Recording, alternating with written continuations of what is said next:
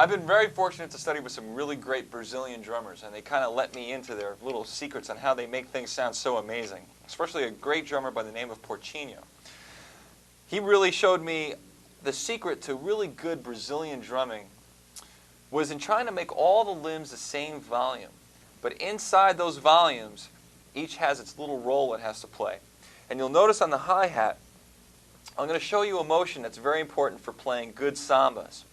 And that's by using a tip shank without an accent.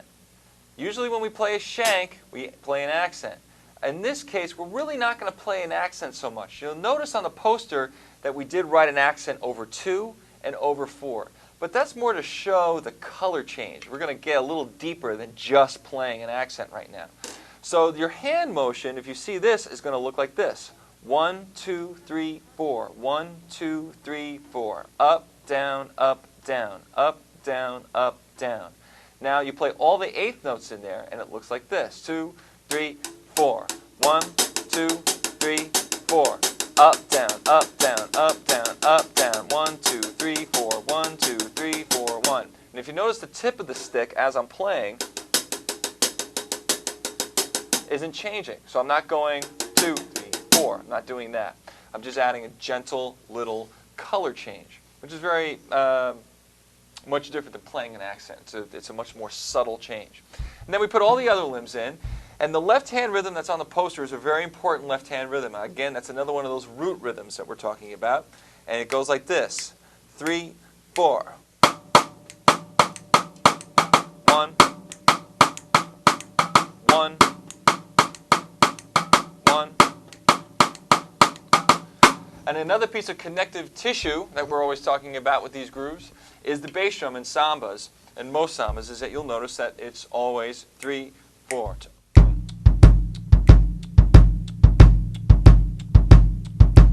1, 2, 1, 2, 1, 2, 1, 2. And we're in cut time, so we'll count it 1, 2, 1, 2. Now the 2, I'm going to give a little bit of a push. 1, 2, 1, 2, 1, 2, 1, 2.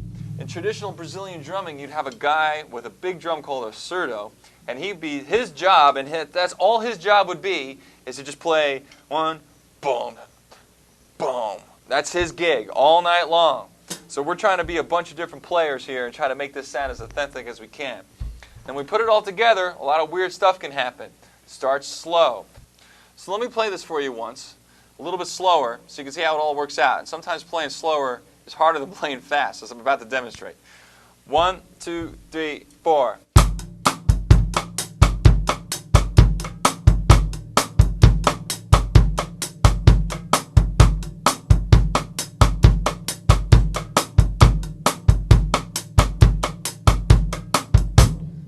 That's very hard to do slow, but if you have to get the coordination together just to get the flavor of how it all fits, because it has a sound when it all fits together, that's a good place to start.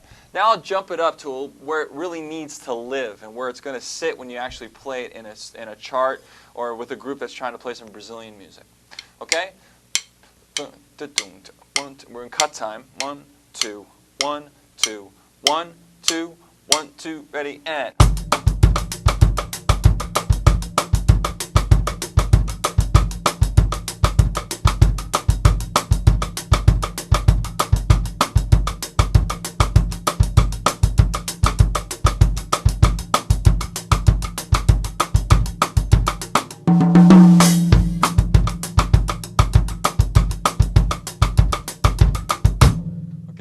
That's a good pattern to start off with, and you get into some Brazilian music, you're going to discover there's a lot of sambas to play.